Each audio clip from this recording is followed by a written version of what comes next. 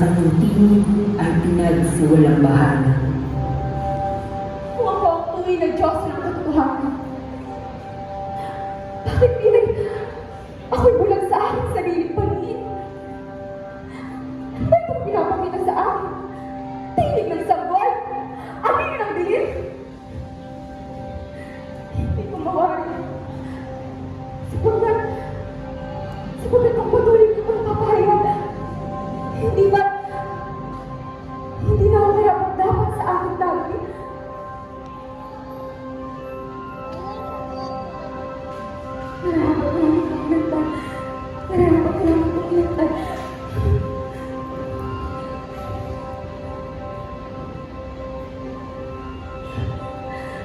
Sakit mo ng katotohanan. Kailangan ang tanging dapat kong isulat. Sapagkat may mga hiwagang pinilitan. Hindi kailangan pa rin buhay sa iyo. Hanggang sa dumating ang panahon ng pagbago.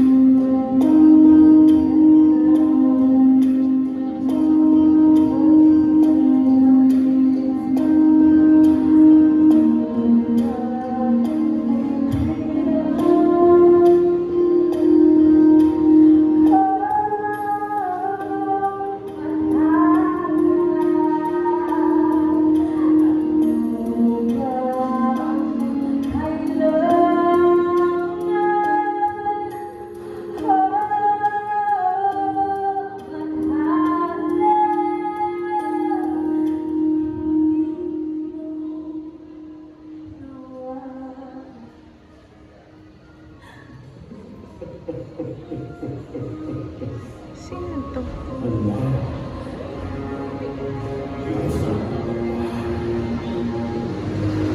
Hanggang kung bigat na yung pinapas. Hindi madali ang ating mapagputa.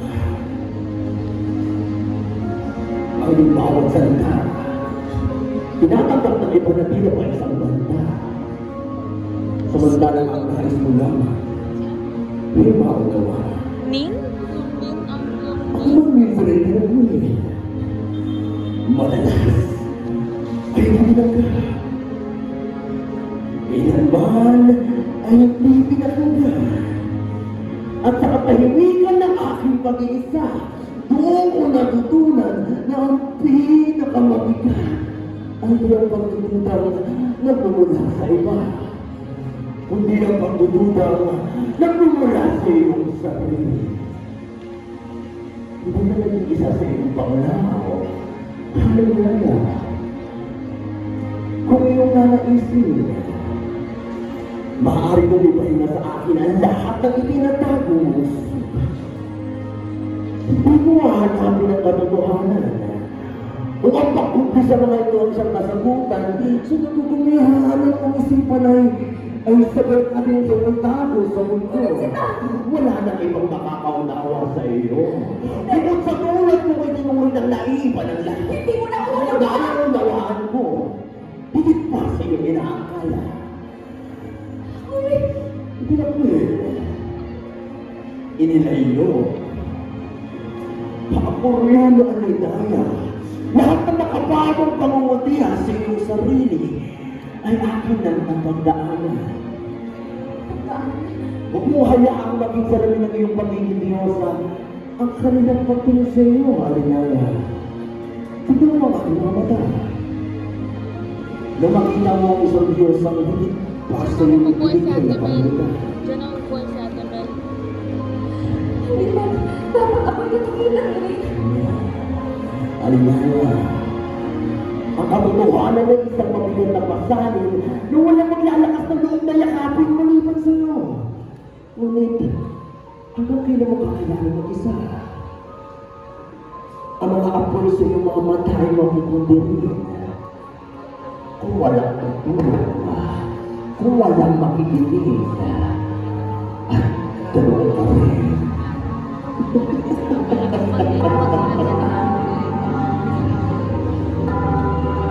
Ibig sabihin, anak siya ng masama.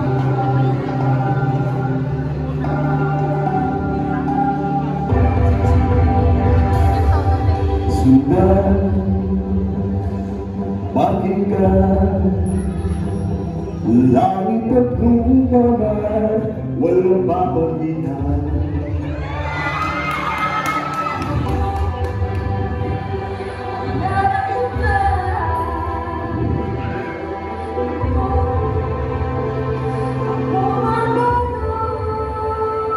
Yes! Nang mag-aalagan ka, hindi ka nag-isa sa iyong pangalan na yan.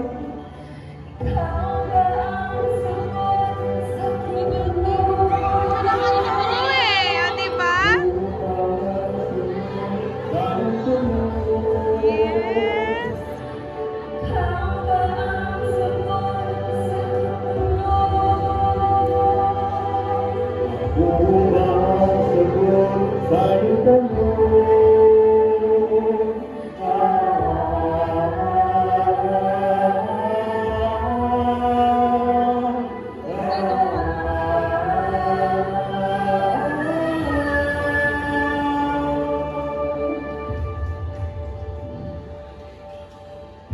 Kung ang sagot sa iyong tanong,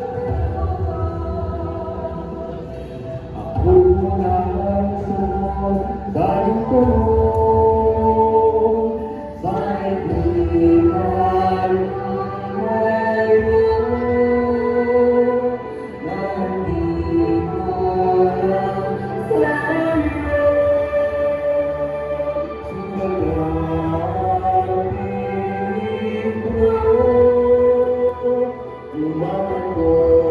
iyong tanong,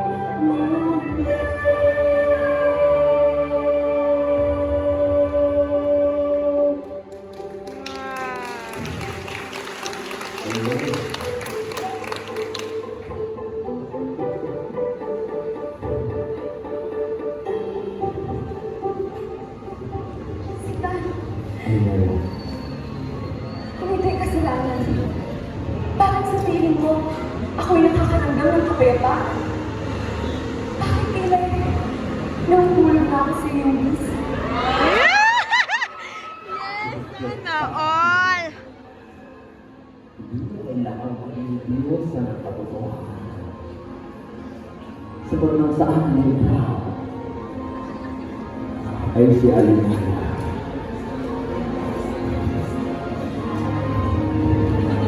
Ay!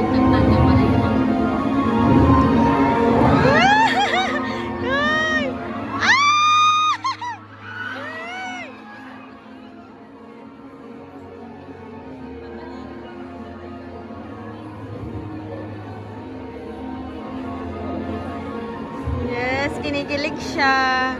Eh, di ba masama yan? Ano? Aray mo.